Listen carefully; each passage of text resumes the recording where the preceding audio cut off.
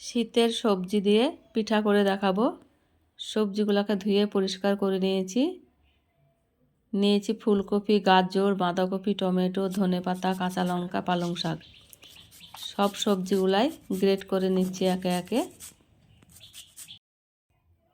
বাঁধাকপিটা গ্রেট করে নিচ্ছি, ধনেপাতাটা করে নিচ্ছি, পালং শাকগুলো কেটে নেবো কুচি করে। এইভাবে সবগুলোই কেটে নেওয়া হয়ে গেছে। এবার ময়দা নিলাম 1.5 বাটি, স্বাদ মতো লবণ, অল্প অল্প জল দিয়ে ব্যাটারটা মেখে নেব। খুব সুন্দরভাবে মসৃণ করে মেখে নিতে হবে। যে সবজিগুলো গ্রেট করে রেখেছিলাম ব্যাটারে একে একে সমস্ত সবজিগুলাই দিয়ে দিচ্ছি। দেখতেই কত সুন্দর লাগছে। শীতের সবজি দিয়ে এইভাবে পিঠা করে আপনারা দেখতে পারেন।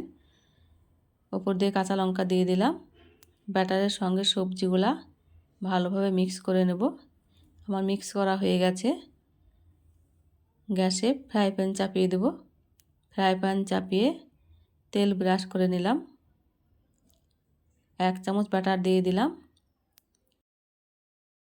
একদিক হয়ে গেছে, উল্টিয়ে দিয়েছি, নামিয়ে নিলাম। আবারও দিয়ে দিলাম। ঢেকে রেখে দেব কিছুক্ষণ। একদিক হয়ে গেছে, উল্টিয়ে নিচ্ছি। দেখুন কত সুন্দর হয়েছে। আবারও এইভাবে দিয়ে দেব ব্যাটার। একদিক হয়ে গেছে, উল্টিয়ে নিচ্ছি। এইভাবে সবগুলাকে করে নেব একে একে। দেখতে তো দারুণ হয়েছে, অসম্ভব মজার। শীতের সবজি দিয়ে এইভাবে করে দেখতে পারেন।